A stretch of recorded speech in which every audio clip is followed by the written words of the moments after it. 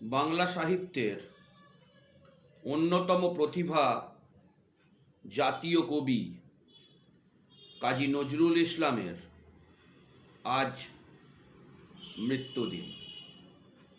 সাহিত্যের এই দিকপাল সৃজন সংসারে সক্রিয় ছিলেন মাত্র 22 বছর, বেঁচে ছিলেন 77 বছর, কিন্তু এর মধ্যে 35 বছর ছিল বেদনা বিধুর।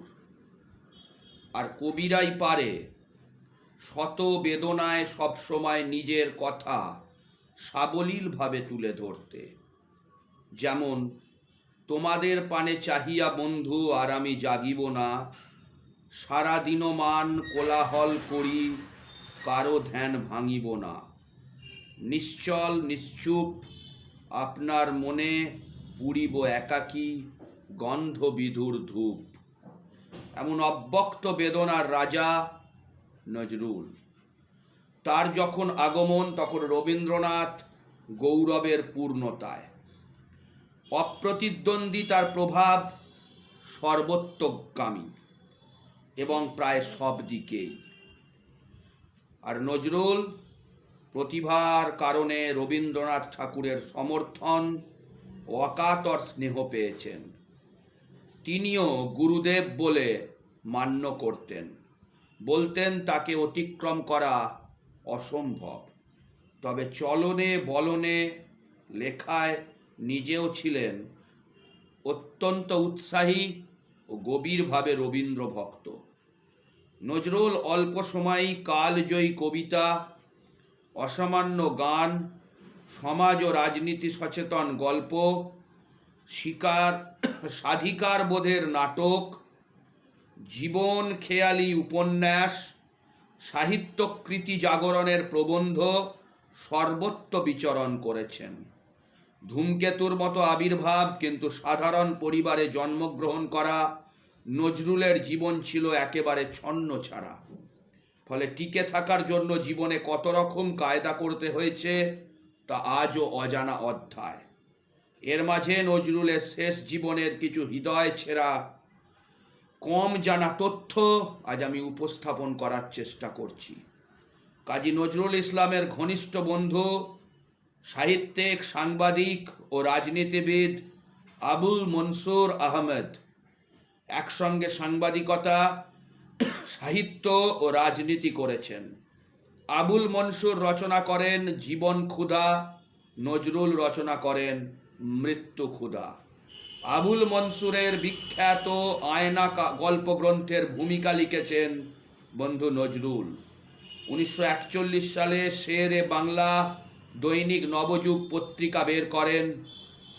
আবুল মনসুর আহমদকে সম্পাদকের দায়িত্ব দেওয়া কথা বলা হলেও তিনি রাজি হননি। তখন কাজী নজরুল ইসলামকে দায়িত্ব দেওয়া হয়। কাজ করতেন আবুল মনসুর। বহুল পঠিত আত্মকথা হইতে আবুল মনসুর এর নাম দেন বেনামি সম্পাদক। নবযুগের স্মৃতি থেকে জানা যায়, কাজী সাহেবের স্ত্রী বহুদিন ধরে দুরারোগ্য পক্ষাঘাত রোগে ভুগিতেছেন। তার রোগী হওয়া মানে কাজী সাহেবেরও পক্ষাঘাতগ্রস্ত হওয়া। কথাটা মনে হতেই গায়ে কাঁটা দিয়ে উঠল। এই অশুভ চিন্তার জন্য মনে মনে তওবা করিলাম। কাজী সাহেব আমার বিচলিত ভাব দেখিয়া সান্ত্বনা দিলেন, চিন্তার কোনো কারণ নেই। ব্যাপারটাকে যত সাংঘাতিক মনে করিতেছেন তত সাংঘাতিক এটা নয়। আমি আমার স্ত্রীর মতো অসুস্থ হইয়া আবার ভালো হইব এবং তখন স্ত্রীও আমার সাথে সাথে আরোগ্য লাভ করিবে। আধ্যাত্মিক সাধনার বলে এমন ইচ্ছাধীন রোগাক্রান্তি এবং রোগ মুক্তি সম্ভব, এটা বৈজ্ঞানিক কথা। এটাকে বলে সাইকোথেরাপি। আমার মনে মানিল না, কারণ আমি ও সম্বন্ধে কোনো বই পুস্তক পড়ি নাই। কেমন যেন অশুভ অশুভ মনে হইতে লাগিল। যিনি শুনিলেন তিনি এটাকে মস্তিষ্ক বিকারের লক্ষণ বলিলেন। এরপর কাজী সাহেব অফিসে আসা একদম বন্ধ করিয়া দিলেন। শুধু বেতন নেবার নির্ধারিত তারিখে রসিদ সই করিয়া টাকা নিতে আসিতেন, তাও খবর দিয়া আনিতে হইত। কয়েক মাস পরে তাও বন্ধ করিলেন, লোক পাঠাইয়া বেতনের টাকা দিতে লাগিলেন। নজরুল ইসলাম সাহেবই ছিলেন নবযুগ অফিসে ছাত্র তরুণদের বড় আকর্ষণ। তিনি আর অফিসে আসেন না, কথাটা জানাজানি হইয়া গেল যখন, আস্তে আস্তে তাদেরও যাতায়াত কমে গেল। অন্যদিকে প্রাবন্ধিক ফাল্গুনী মুখোপাধ্যায় বলেন, নজরুলের অসুস্থ হয়ে পড়ার দিন নিয়েও সঠিক তথ্য জানা যায় না। কেউ বলেন রবীন্দ্রনাথের মৃত্যু দিবস 7ই আগস্ট 1941, কলকাতা রেডিওতে রবিহারা কবিতাটি ওই দিনই লিখে আবৃত্তি করার সময় কবির কণ্ঠস্বর জড়িয়ে আসে, কবি অসুস্থ হয়ে পড়েন। হতে পারে একটা প্রাথমিক লক্ষণ। 1 বছর পর 10ই জুলাই নজরুল তার সুহৃদ জুলফিকার হায়দারকে একটা চিঠি লিখেছিলেন, তুমি এখনই চলে এসো, আমি কাল থেকে অসুস্থ। আমরা ধরে নিতে পারি 1942-এর 9ই আগস্ট থেকেই কবি অসুস্থ হয়ে পড়েন। কবি তখন আক্ষরিকভাবেই কপর্দকহীন। সংসারে 2 শিশুপুত্র, পক্ষাঘাতগ্রস্ত স্ত্রী প্রমীলা, সর্বক্ষণের অভিভাবক শাশুড়ি গিরিবালা, 1700 গানের রেকর্ডে লক্ষ লক্ষ টাকা মুনাফার সন্ধান দেয়া গ্রামাফোন কোম্পানি কোনো রয়্যালিটি প্রাপ্য পারিশ্রমিক দিচ্ছেন না, তার লেখার প্রকাশকরা ফিরেও তাকাচ্ছে না। 17ই জুলাই 1942 শারীরিক যন্ত্রণা উপেক্ষা করে এক বন্ধুকে পত্র লেখেন কবি। লিখেছিলেন, আমি ব্লাড প্রেসারে শয্যাগত, অতি কষ্টে চিঠি লিখছি। আমার বাড়িতে অসুখ, ঋণ, পাওনাদারদের তাগাদা প্রভৃতি ওয়ারিজ, সকাল থেকে রাত্রি পর্যন্ত খাটুনি, তারপর নবযুগের ওয়ারিজ 3-4 মাস পর্যন্ত। এই সব কারণে আমার নার্ভাস স্যাটার্ড হয়ে গেছে, কথা বন্ধ হয়ে গিয়ে অতি কষ্টে 2-1টা কথা বলতে পারি, বললে যন্ত্রণা হয় সর্বশরীরে। কবির অসুস্থতার কারণ কি আর কি বা তার অসুখ তা নিশ্চিতভাবে কেউ জানাননি। নানা রকম কথা নানানজনে লিখে গেছেন। জনশ্রুতি আছে, নবযুগ সম্পাদনকালে একবার কবি উত্তরপাড়ার এক দুষ্কৃতী দলের কাছে প্রহৃত হয়েছিলেন। কয়েকজন যুবক উত্তরপাড়া থানার হেফাজত থেকে ঘাড়ে ও মাথায় কঠিন আঘাত পা নজরুলকে বাড়ি পৌঁছে দিয়েছিলেন। এই আঘাতের কথা কোনো পত্রপত্রিকায় প্রকাশিত হয়নি। বিস্ময়ে হতবাক হই কি নিদারুণ হয়েছিল তার অসুস্থতা প্রকট হওয়ার পর। প্রথম 7 দিন চিকিৎসা করেন হোমিওপ্যাথিক মতে নজরুলেরই বাড়িওয়ালা ডাক্তার ডিএল সরকার। অথচ মাত্র 3 দিন চিকিৎসার পর অতি উৎসাহী হয়ে নজরুলের সেই বন্ধু জুলফিকার হায়দার খবরের কাগজে কবির অসুস্থতার সংবাদ পাঠিয়ে দিয়ে প্রচার করে দেন নজরুল উন্মাদ হয়ে গেছেন বলে।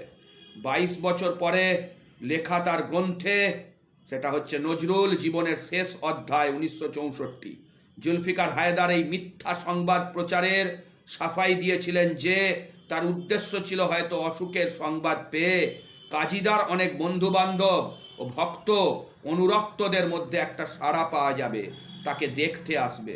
অথচ জুলফিকার হায়দার প্রচারিত কবির মস্তিষ্ক বিকৃতির মিথ্যা সংবাদ প্রচারের 2 বছর পরেও 1944-এর 27শে ফেব্রুয়ারি একজন নুরুল ইসলামকে একটা কাগজে লিখে নজরুল জানিয়েছিলেন, শ্রীমান মোহাম্মদ নুরুল ইসলাম, তুমি চিরঞ্জীব হয়ে থেকো, আমায় ও আমার ছেলে দুটিরে চিরদিন মনে রেখো। শ্যামাপ্রসাদ মুখোপাধ্যায়ের আর্থিক সহায়তায় কবিকে স্বাস্থ্য উদ্ধারের জন্য মধুপুর পাঠানো হলো 1942-এর 19শে জুলাই। কিন্তু অর্থ শেষ হয়ে যাবার পর কলকাতায় ফিরিয়ে আনা হয় 21শে সেপ্টেম্বর। 1944-এর 24শে মে আনন্দবাজার পত্রিকায় কবি নজরুল পীড়িত শিরোনামে একটি আবেদন প্রচারিত হয়। আবেদনে বলা হয়েছিল, বাংলার বিদ্রোহী কবি কাজী নজরুল ইসলাম বহুদিন যাবৎ পক্ষাঘাতে শয্যাগত, অশক্ত হইয়া পড়ায় তিনি এখন নিঃস্ব ও কপর্দকহীন। তার স্ত্রীও পক্ষাঘাতে শয্যাশায়িনী। চিকিৎসা দূরের কথা, এমন সঙ্গতি নাই যে শিশুপুত্রদয় রুগ্ন পত্নী ও নিজের আহার্যটুকু জোটে। বাংলার জাতীয় কবির প্রাণ রক্ষায় সহৃদয় সর্বসাধারণের অকুণ্ঠ সাহায্য একান্ত আবশ্যক। এরপর কয়েকটি সাহায্য সমিতি গঠিত হয়।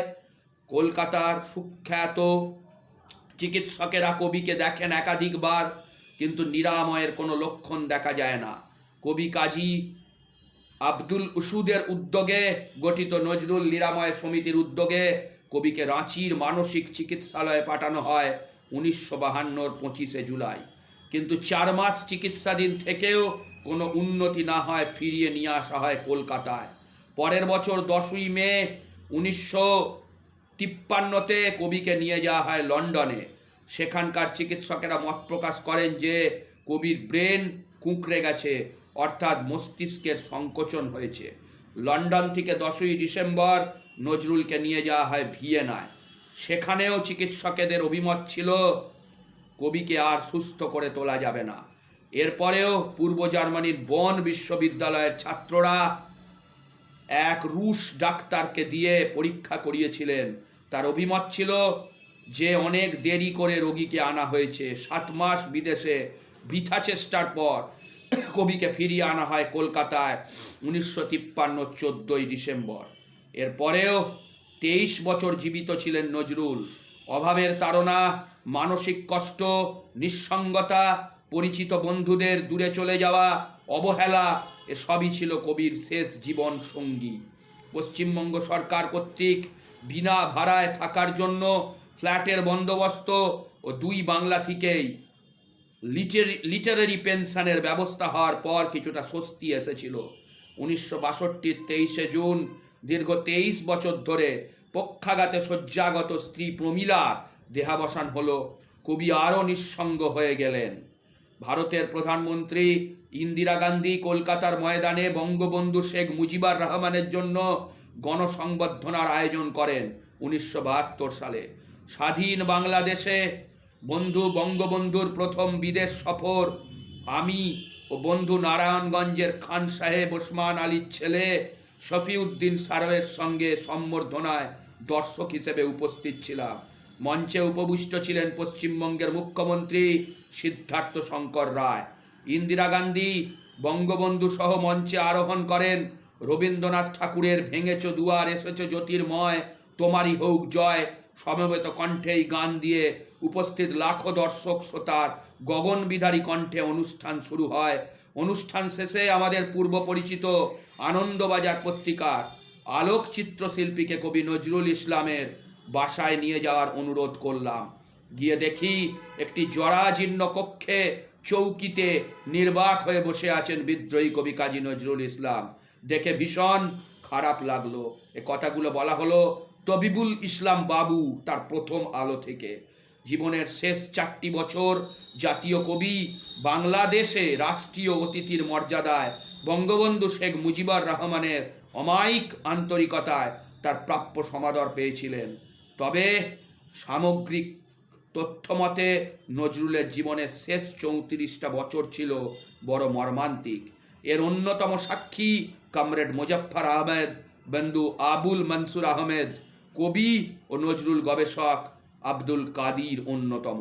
তারা বলেন, কোনো সৃষ্টিশীল মানুষ জাতীয় কবির মতো নিদারুণ অবহেলা আর যন্ত্রণা আর বঞ্চনার যন্ত্রণা ভোগ করেছিলেন কিনা জানা নেই। মধুসূদন দত্ত জীবনের শেষ দিনগুলো আত্মীয় পরিজনহীন চরম দারিদ্র অবহেলার মুখোমুখি হয়েছিলেন সত্য, কিন্তু নজরুলের শেষ জীবন ছিল আরও অনেক বেশি বেদনাদায়ক। নজরুলের কথা আজকে উপস্থাপন করলাম এই কারণে, আজকের দিনে নজরুল ইসলাম আমাদের ছেড়ে চলে গেছিলেন। আজ 29শে আগস্ট। এই 29শে আগস্ট নজরুল ইসলাম আমাদের ছেড়ে চলে গেছিলেন 7-এর দশকে, সম্ভবত 76-77 সাল সম্ভবত। তাই নজরুল ইসলাম আজ আমাদের ছেড়ে চলে গেছেন প্রায় 44-45 বছর আগে। তো এরকম কবি বাংলার আকাশে যে উদ্ভাসিত হয়েছিলেন সত্যি গর্বের। আমি ছোটবেলায় লিখতাম যে আমার প্রিয় কবি নজরুল ইসলাম, কারণ রবীন্দ্রনাথ মগ ডালে বিচার করেন, রবীন্দ্রনাথের নাগাল পাওয়া ভার। আমরা সবসময় আমরা যে স্তরে বিচরণ করি, আমাদের নজরুলকে বোঝা অপেক্ষাকৃত হয়তো সোজা হয়, রবীন্দ্রনাথকে নয়। এই কথা লিখে আমরা কবি কাজী নজরুল ইসলামকে আমার প্রিয় কবি বলতাম। এবং বৈচিত্র্যপূর্ণ ছিল তার জীবন।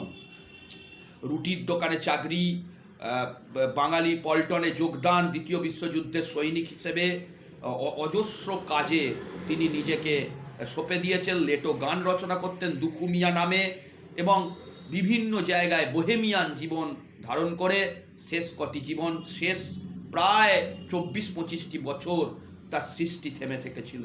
এই সৃষ্টি যদি থেমে না থাকতো শেষ 24-25টি বছর, কোথায় যে নজরুল ইসলাম পৌঁছে যেতেন তা বোধহয় বলার আমার অপেক্ষা রাখে না। আজ পণ্ডিত অজয় চক্রবর্তীর কণ্ঠে নজরুলের একটি গান আপনাদের শুনিয়ে আমি আমার স্মৃতিতর্পণ শেষ করছি। গানটা শুনতে থাকা যাক।